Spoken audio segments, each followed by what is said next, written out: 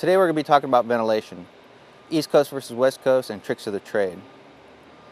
First off, why do we ventilate? We ventilate to alleviate heated air and gases from a structure to help with our fire suppression and rescue operations. Now, what are our considerations when ventilating? Is there a need for ventilation? What building type do we have? What type of construction? What's our roof type and construction? What's our fire load? And do we have the resources and equipment to accomplish the job? So I know a lot of you are from the volunteer ranks, and you may not have a training facility as nice as this to train on, but these props here that you see, these ventilation props, can be created very easily and very cheaply. You can contact your local vocational schools, you can contact your prison work crews, you can also request donations from your lumberyard. Just remember, efficiency is a direct product of training, and training is what's going to save your life. Predominantly, there's always been a difference between East Coast and West Coast operations when it comes to ventilation. East Coast likes to take rotary saw for their ventilation techniques, and then West Coast likes to take chainsaws to the roof for ventilation techniques. It's not due to one or the other being more manly or due to ego, but generally just because of different types of construction. When it comes to residential ventilation, both coasts tend to do some type of louver and loo operation.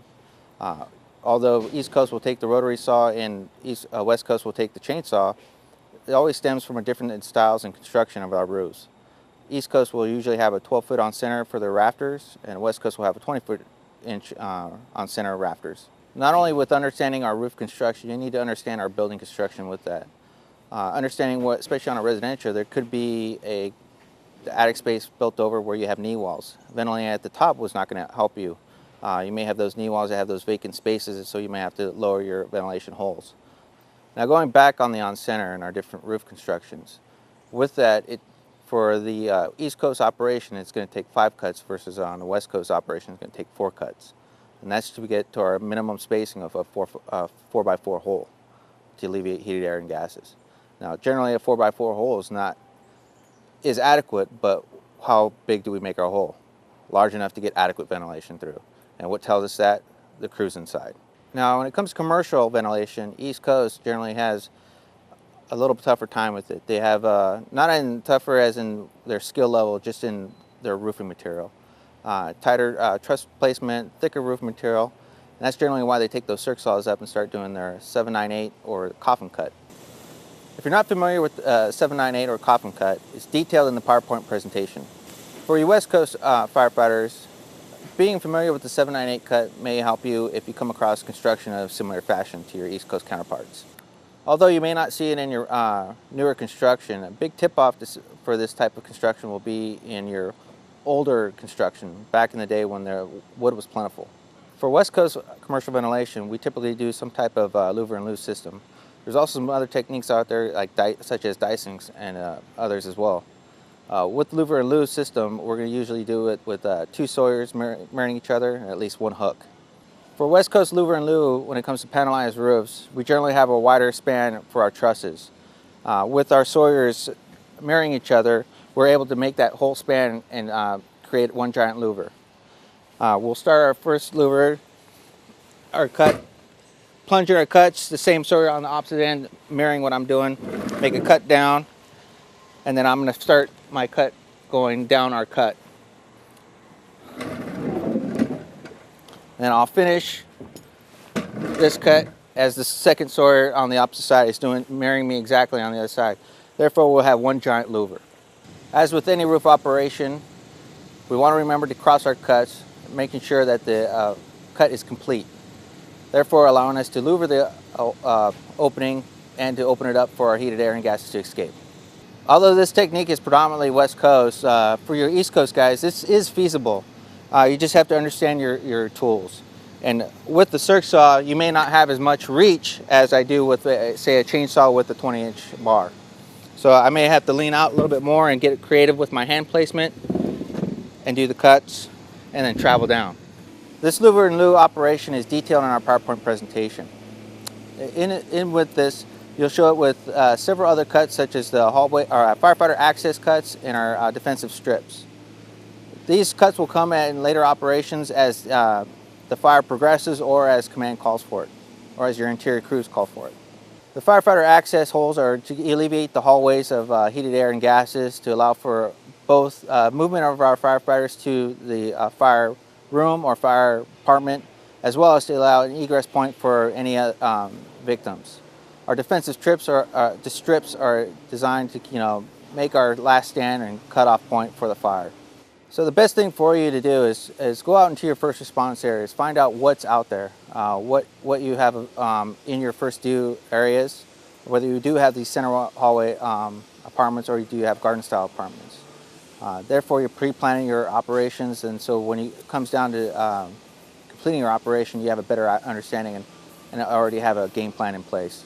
So we're going to be going over some tricks of the trade in this next portion. One of the things you always want to do is keep your saw running at full RPMs as you do the cut. Second of all is trust your cut. Don't always feel that you always have to look at the blade making cutting material, because that'll generally cause your saw to drift and your line won't be straight. One of the techniques that I'm going to go over here shortly is with the rotary saw is instead of having my hand on the bar itself, I'm going to rest my hand a little bit back further, and it'll allow the blade to bounce over the rafters a lot easier and just roll right over them without me worrying so much as they're going to cut the material itself. Because ultimately that's our goal. Cut the roofing material and not the trusses, because the trusses are what we're walking on and what's our safety components. So becoming comfortable with the saw, for instance, a lot has to do with your hand placement and your trust of your abilities. Generally we want to have our hands right here. One on the handle, one on the trigger. This is generally what we always teach. Now when we're cutting, in order to keep that straight line, if we place our hand back here and just walk back, now I can keep that straight line and I have one center of point. Instead, when I'm grabbing up here, I tend to want to drift over and look at the cut, and by doing that I'm rocking the saw and therefore causing my line to drift.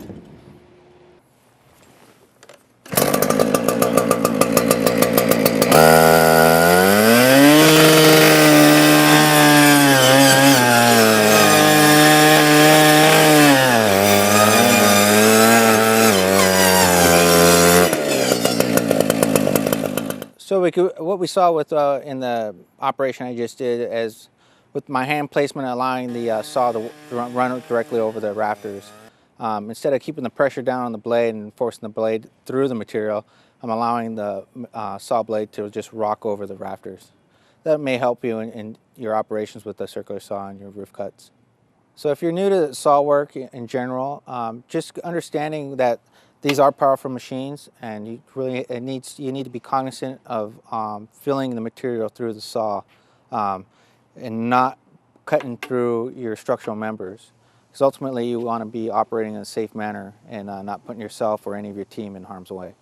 So the best way to get comfortable with your saw and understanding what your saw's capabilities are, the equipment that you have on the rig, is getting out there and practicing and training on it. You want to, whether it's on your roof props that you have or grabbing some pallets and throwing some OSB on top of it and just doing straight cuts, just to understand that feel of what the saw is doing through the material and when it hits a structural member. Because that's kind of the key. You want to be operating in a safe manner for both you and your team. You really want to put emphasis on your training. You want to be proficient in your saw work and comfortable with what you're doing before the first time you're called out to do it on an actual operation. Because it's not only yourself that you got to be careful about. There's also your fellow firefighters inside the structure during their fire suppression operations, as well as any victims. Because that's ultimately what we're here for, is to save and protect lives.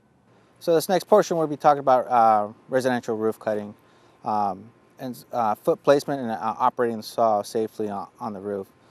Some things that I've learned, traditionally what we always use as a foothold is either a Halligan or an axe. Those are great and all, but what that does is it gives you a single point of contact with the roof, and it's only one position for your to make your foot stable. What I'm going to show you is use of a 6-foot rubbish hook for your West Coast guys, because traditionally that's what you'll see out on the West Coast, is we'll have these trash hooks. And for you East Coast guys, use of the New York hook in conjunction with a roofer on your lot, on your roof. So,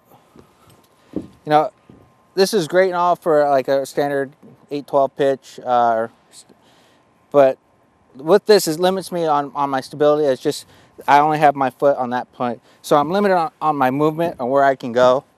And with I'll show you in a little bit, with the use of the trash hook, that'll give me the full range of sliding my feet across to make my cuts.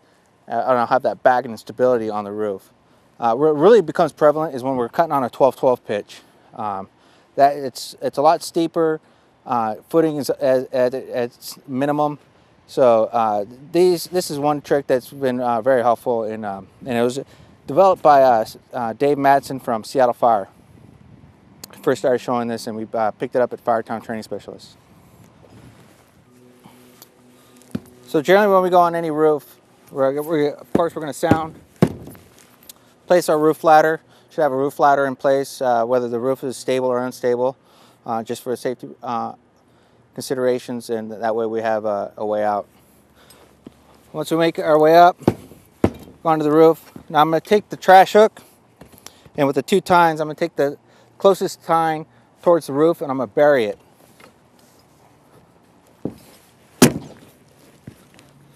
What that does is it gives me a stable platform to operate from. So once this is buried in, the person with the hook should be the second person up. First man up on the ladder will be your sawyer with this chainsaw. With this position, I'll have this here, and basically what I'm doing is I'm creating a stable platform for that sawyer to make the cuts. And the great thing with this, it also gives me the ability to move up and down to give make the hole larger if I need to. And what that is, just working in conjunction with your sawyer. He just steps over, takes the weight off the tool, and then you just slide it up. If I can get, move it up so he can cut up higher, move it down so he can cut lower. So now as a sawyer, I could be using this whole ridge to walk across now, having that stability with that backing on my foot. This gives me a steady platform to make my cuts. So where it really becomes predominant is our 12/12 pitch. We're generally cutting in a more vertical cut versus a lengthwise of the roof structure. So what I do, you could start very high on the hook, so allowing me, if you raise that up, and this is my starting point. Once I've started that cut, once I started that cut and completed that portion, I step out, he lowers it, and I step back in, and now I can finish to a bigger hole. So for your East Coast guys who generally don't carry rubbish hooks on their rigs, this could also be completed with a New York hook, 6-foot hook, and maybe bearing a Halligan or axe. The Halligan or axe will be your focal point at the one end, and then your second firefighter will be at the roofer moving up and down. So for the East Coast guys, this is basic setup. Bearing your axe or Halligan at one end, hooking it with your hook, and then placing your end of your New York hook on the roofer, allowing it to be a focal point for you. So on cutting residential roofs with the chainsaw, IFSTA, a lot of these companies have set patterns that they like to cut. Cut, your top cut, farthest cut, lower cut, and then you're closest to your ladder. It's all up to you and what your SOPs for your department are. I generally like to work in a box. I don't like to waste movement. I don't like to cross over where I'm cutting, just because it's a preference for me, and I feel that I'm not wasting movement of going back and forth over the cuts. I'm going to show you that way. One of the key things for doing where you're cutting on a roof, always keep your saw at full RPMs while you're running. Once you plunge in the material, you don't have to bury it all the way. Just get enough to get through that roof material. Push the saw through your material. That'll allow you to feel that structural member. Once the saw bumps up on it, you'll kind of feel that. The saw may bog down depending on what your power head is of the saw. Roll over that rafter, continue with your cuts. Once you finish, make sure all your cuts are cut completely, and then go ahead and louver away. So, and just remember that just like anything that we have on our rigs, this is a piece of hardware. It has a lot of moving parts. You may be on the roof and it may crap out on you. But remember, you always have one tool that never runs out of fuel. that'll get you through any roof. So never forget what you have this. You should always take this up on the roof with you, whether it's on your hip, buried into the roof itself, but this thing never runs out of fuel.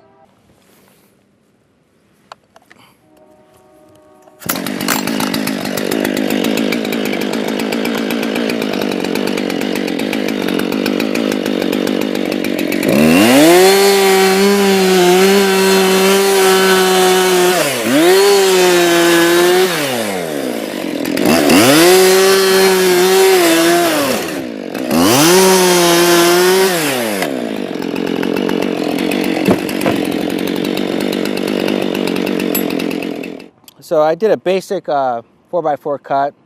I went in a circular motion. I like to do that because it allows me not to waste any movement. As you noticed, I switched hands. Don't feel that you don't have to or you can't switch hands. That just allows for more proficiency in your work, and also gives you better positioning, body positioning in your cuts. Makes you more for a stable platform. And always finish your last cut towards your ladder or on your ladder, is how I like to do it. And that way, if we have active fire working below us, and as soon as I pop that roof, I'm safely on my ladder, working my way down off the roof once the operation's over. Other keynotes: always make sure you have a ladder on your roof, roofer ladder for safety reasons. Second means of egress, not only for your first ladder coming onto the roof, but a second ladder in position somewhere on the roof line, just in case, as we say, the world turns brown and we have to make a heyday for the ladders. If you generally got two guys up here and there's one ladder, somebody's going to be making jump, and we don't want to be doing that. Try not to go too fast in your operations, therefore cutting out some of your safety features, like the roofer to the roof. I know sometimes in our heydays we want to be fast at cutting that hole, and we'll leave the roofer on the either on the ground or butted up against the 24 up on the roof line. Just remember, slow is smooth, smooth is fast in our operations, and ultimately we want to be doing this safely. Everybody needs to go home. Some things I like to look for in a saw when considering it for fireground operations: I like to take a look at the handle. I like this handle opposed to the straight handle. It allows me for a better positioning if I need to change my hands in different locations, allowing for a more comfortable cut. We generally like a 20-inch bar out here. I've seen departments with 16-inch bars. That's fine.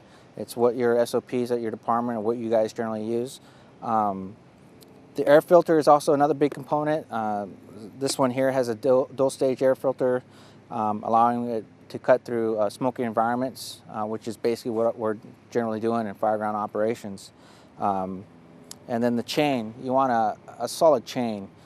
This one is a saber-tooth. It's pretty much your granddaddy of them all. Cuts not only through your standard OSB asphalt sheeting, it'll cut through your metal decking roofs, your concrete shingles, concrete siding. It's your stage 2 wood spike. And another thing to consider, some of your departments you guys may like using the depth gauge, which is fine. It is a unique tool, it's a great tool, but remember that this is just a tool. You don't want to rely on this to make your cut, for whether you're doing to go too deep into the roof material. That should be, you should have a better understanding of what the saw is capable of doing and what you're doing while you're making your cut, and not solely relying on the depth gauge. So some of the key features on this: this is adaptable 14-inch to 16-inch blade, which is nice. It gives that extra width on the blade will give me more material to cut through. I can put whatever style of blade I want on it, whether it's just a multi-purpose blade, concrete cutting, steel. Use our spec ops blade, which is nice. It has the water feature, of course. Your department may not need those. I've seen departments take those off because they don't plan on doing any concrete cutting. The other great feature on this is, again, the handle. Just like their chainsaw, it's a little bit more ergonomically fitting to allow for me to change my position a little bit more fluid. I have a little bit more hand placement areas for me to place my hands, which is a very nice feature. So with that, I mean, your department may not have the funds or budget for this, but the best key thing is to recognize what you have, understand what you have, and know its limitations, and then work safely.